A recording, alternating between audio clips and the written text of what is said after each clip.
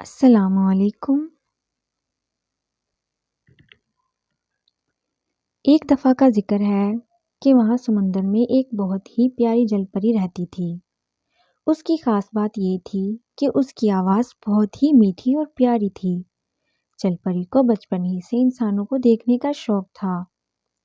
وہ ہر وقت یہی سوچتی رہتی کہ انسان کیسے چلتے ہوں گے، زمین پر وہ کیسے رہتے ہوں گے، مگر اس کے ماں باپ اسے اس کی اجازت نہ دیتے۔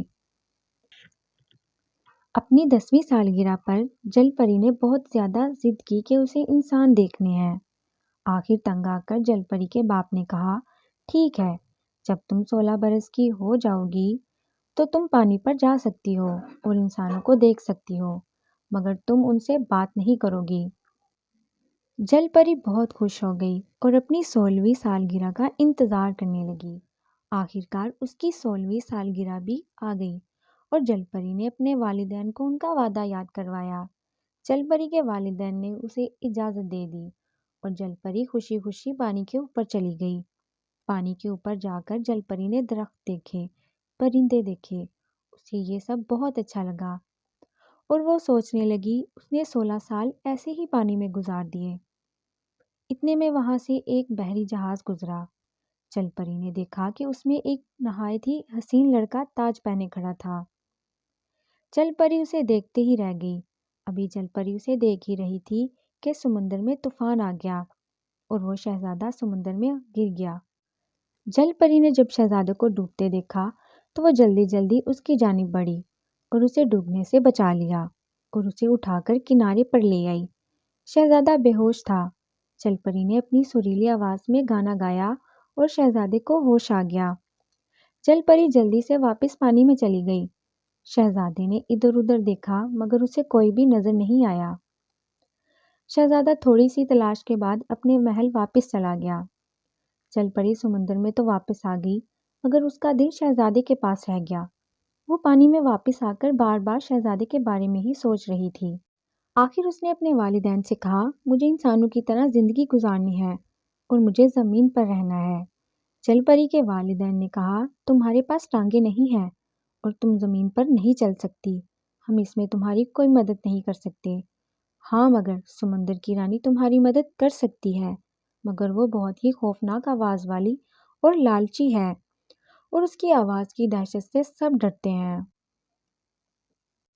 جل پری نے فیصلہ کر لیا تھا کہ وہ شہزادے کے پاس جانے کے لیے کچھ بھی کرے گی۔ جل پری نے سمندر کی رانی کے پاس جانے کا فیصلہ کیا۔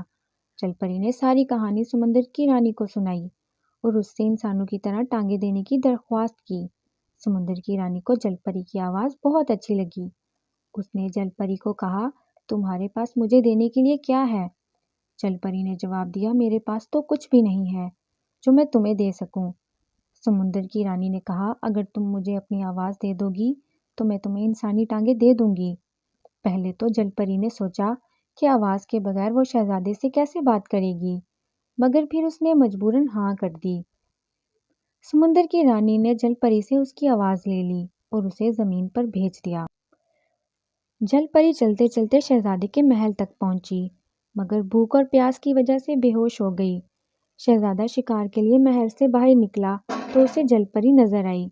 شہزادے نے اتر کر جل پری کو پانی پلایا اور اس سے پوچھا کہ وہ کہاں سے آئی ہے، مگر جل پری کی آواز تو سمندر کی رانی نے لے لی تھی۔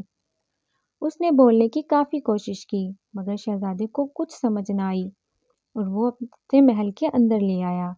یوں جل پری محل میں رہنے لگی۔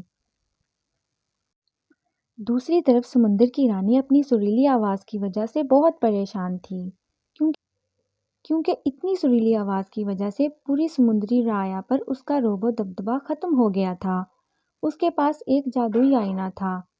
اس نے اس میں جل پری کو دیکھا تو اسے ایک محل میں پایا تو وہ اپنے جادو کے ذریعے جل پری تک جا پہنچی اور اسے اس کی آواز واپس کر دی۔ آواز واپس ملتے ہی جل پری نے گانا گایا۔ جب شہزادے نے گانے کی آواز سنی تو وہ جلدی سے جل پری کے پاس آیا اور اس سے پوچھا کہ تم نے ہی میری جان بچائی تھی۔ جل پری نے اسے تمام کہانی سنا دی۔ شہزادے نے جل پری کا شکریہ ادا کیا اور اس سے شادی کر لی اور وہ دونوں شہزادے نے جل پری کا شکریہ ادا کیا اور اس سے شادی کر لی اور وہ دونوں ہنسی خوشی زندگی گزارنے لگے۔